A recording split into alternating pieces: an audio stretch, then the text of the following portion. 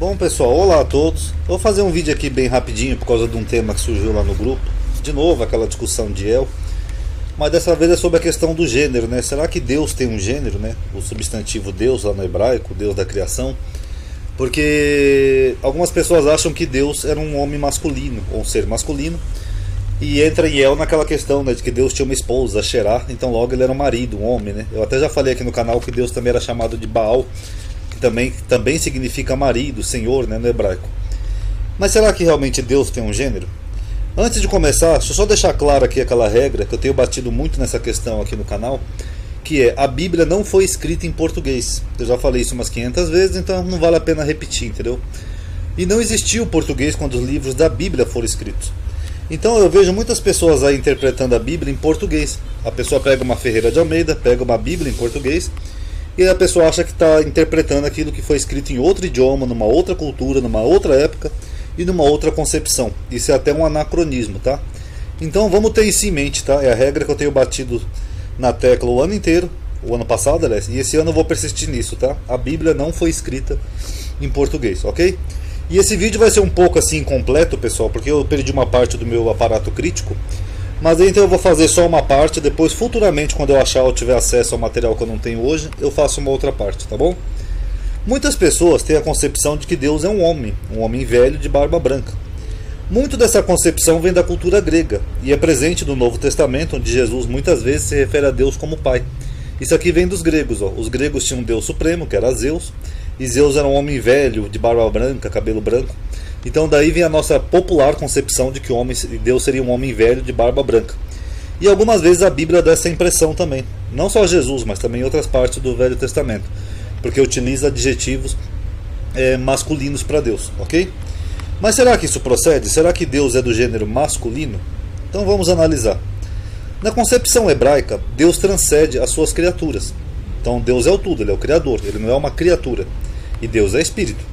Logo, Deus não tem uma forma antropomórfica, ele não tem um nome e não tem um gênero. Se Deus fosse limitado por qualquer uma dessas características que fosse, se ele tivesse um gênero, um nome, uma forma física, etc. e tal, logo ele não seria um Deus, ele seria um ser criado, e não o todo, ele não seria um ser transcendente. Até porque se a Bíblia fala que Deus é espírito, espírito não tem sexo, não tem cor, não tem forma, não tem aparência, não tem nada disso, ok? Vamos ter isso em mente. Tanto que você pode ver aqui em Gênesis, ó, que diz assim, ó, e criou Deus o homem à sua imagem. A imagem de Deus o criou. Ah, tá vendo? Deus criou o homem à sua imagem. Então, Deus seria um homem. Não, mas aqui diz, ó, homem e mulher os criou. Aqui, ó. Elohim, eu grifei aqui em vermelho para vocês verem. E aqui, ó, Zarar o Nekevá. Macho e fêmea, masculino e feminino. Então, tanto o masculino quanto o feminino são a imagem e semelhança de Deus. Deus não é a semelhança de um homem apenas. Ele também é a semelhança da mulher, porque ambos, independente de nós termos diferenças físicas, ambos, homem e mulher, são a semelhança de Deus, ok? Então, fora que Deus não é homem. Então, se Deus não é homem, se ele é um espírito, então não teria como ele ter um gênero, apesar de ser comumente referido como masculino. Aqui, ó, Deus não é homem para que minta, nem filho do homem para que se arrependa. Então, se Deus não é homem, ele não tem um gênero antropomórfico como a gente aqui na Terra. Não teria sentido. O próprio nome de Deus, que não é o tetragrama, é na verdade um jogo de palavras que Deus revelou para Moisés. Ó, isso aqui, ó. Deus falou para Moisés, eu serei o que serei, que aqui em hebraico é o Eye Asher Eye. Então isso aqui na verdade é um verbo, é uma conjugação de um verbo num jogo de palavras, que quer dizer que Deus ele é para sempre, no infinito, ele sempre vai ser, ele sempre é. Não é como as Bíblias traduzem no português, eu sou. E quando a contração conhecida disso, que é conhecido como tetragrama sagrado, que é o Yod, Re, Vav, Re, aquelas 4 letrinhas, ao contrário, se a gente for ler elas ao contrário, essas aqui, ó, elas formariam a palavra ele e ela. Olha que curioso, ó. Ficaria Ro e Ri. Ele, ela. O tetragrama muitas vezes é referido como Hashem, o nome, porque os judeus não pronunciam o nome de Deus e, segundo alguns, eles não querem dar um nome para Deus. Então eles chamam de o nome. Isso aqui é um trecho de um livro de Kabbalah judaica. Aqui, ó. Para quem quiser ler, vocês podem ver aqui, ó. Inclusive ele tem outras informações aqui que eu vou mostrar também para vocês. Então que curioso, né? O judeu ele não tem aquela preocupação de dar um nome para Deus, porque esse Deus é o tudo, ele transcende, ele é o espírito. Logo ele não tem um nome, senão você está limitando ele a uma coisa específica, ok? Inclusive esse trechinho aqui ele fala, ó, que Deus não tinha forma e nem aparência. Portanto, é proibido percebê-lo, né, Deus, de qualquer forma, até mesmo por letras do seu santo nome, ou por qualquer símbolo. Entretanto, o seu brilho, a sua glória, se o seu brilho e a sua glória não tivesse irradiado por toda a criação, como poderia ter sido percebido até mesmo pelos sábios? Então, portanto, ele desceu numa carruagem mística que ficou conhecida como a letra YHVH, para que pudéssemos inferir a sua presença. Então é só uma forma de você inferir a presença de Deus, não é o nome de Deus, ok? E por esse motivo ele permite que o chamamos por vários nomes: El, Elohim, Shaddai, Zeveot, Hashem, dentre outros, inclusive Deus em português, que eu já falei 500 vezes, não é proibido chamar Deus em Deus em português, porque é só um título, cada um sendo um símbolo de atributos divinos. Todavia, ai de quem se atreva a comparar esse Ensof, que é Deus, né, Todo-Poderoso, com qualquer atributo, pois ele é ilimitado. Então qualquer atributo, inclusive gênero, pessoal, não tem forma, não tem nome, não tem aparência, Deus não tem barba, não é careca, não tem bigode, tudo, Deus é o tudo, ele é ilimitado e não há meios de compreendê-lo, tá? Eu não vou ler tudo aqui, quem quiser depois eu deixo o link aqui na descrição, mas é muito bom também, se bem que isso aqui é mais coisa de Kabbalah, né? Muitas pessoas não vão nem entender nada, mas enfim. Aqui o Eliel, eu pulei aqui, perdão. E até o termo Ruach, né, que seria espírito, né, como Ruach, Hakodesh, o Espírito Santo, é o sopro de Deus, né, um vento. Ele também é um termo feminino. Então vocês veem que essa história de Deus ser um homem velho de barba branca é meramente uma concepção grega. Deus é mãe. Até escrevi errado aqui. Deixa eu corrigir aqui, perdão. Ainda mais eu que vivo pegando no pé com português. Eu até mostrei lá no grupo pro rapaz, entendeu, que tem títulos que às vezes se refere a Deus como mãe. O que eu citei foi principalmente esse daqui, ó, de Isaías 7,14. Portanto, mesmo o Senhor vos dará um sinal. Aqui é o profeta falando pro rei Acás. Eis que a jovem, aqui eu estou usando a Ferreira de Almeida, tá? Por isso que está virgem, está concebendo e dará à luz a um filho. Esse é um sinal pro rei Acás. E chamarão o seu nome de Imanuel, tá? Apesar das Bíblias traduzirem esse Emanuel como Deus conosco, inclusive as Bíblias de estudo, esse termo ele tem um sentido mais profundo. O termo em hebraico é Immanuel, inclusive é separado, ó, Imanu, que é uma palavra, e El, que é outra palavra, que é referente ao título Deus. Em hebraico significa mãe. E as palavras que têm o sufixo no final, como aqui Emano, geralmente significam nosso. Por exemplo, Deus é El, no singular, literalmente. Está tomando a tradução mais crua do termo.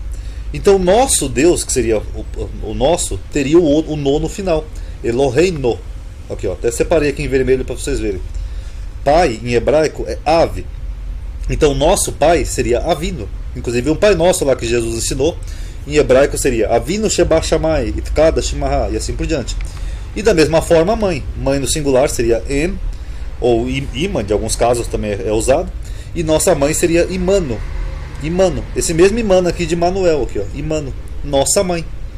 Então Imano mais o termo El, que é o nome Immanuel, é literalmente Deus, nossa mãe. Que nem o Pai Nosso, Avino. Só que no caso aqui no feminino. Deus, a nossa mãe. Vocês estão vendo? Aqui Deus mesmo está falando que esse menino, que seria um sinal por rei Acás, ele ia ser chamado Deus, nossa mãe. O próprio Deus está se colocando usando um substantivo feminino. O que o profeta está dizendo é que Deus iria proteger Judá, é o sinal para o rei Acás, assim da mesma forma como uma mãe protege os seus filhos. Por isso que o menino ia se chamar Immanuel, ou seja, a nossa mãe, que é Deus, estará conosco. Entenderam? É feminino, não é masculino. Outro exemplo aqui, ó, Ezequiel. E tu levanta uma lamentação, aqui é Deus falando com o profeta, sobre os príncipes de Israel. E dize aos príncipes de Israel: quem foi a tua mãe? Uma leoa entre os leões, a qual, deitada no meio dos leãozinhos, criou seus filhotes. Nos versículos seguintes aqui de Ezequiel, eu não coloquei tudo para o vídeo não ficar comprido, pessoal, mas ele usa outros eufemismos usando a mesma coisa. A tua mãe, não sei o que, sempre se referindo ao Deus de Israel. Aqui, ó, vocês podem ver aqui no hebraico, ó. Emu, nossa mãe. Quem é a tua mãe, no caso, perdão. Então aqui é o mesmo termo. Perdão, pessoal, faz tempo que eu não estudo hebraico, tá? Então às vezes eu me atrapalho com essas letrinhas. Mas é ao mesmo tempo, ó. Ma, quem foi a tua mãe? Ma, Emu, quem é a tua mãe?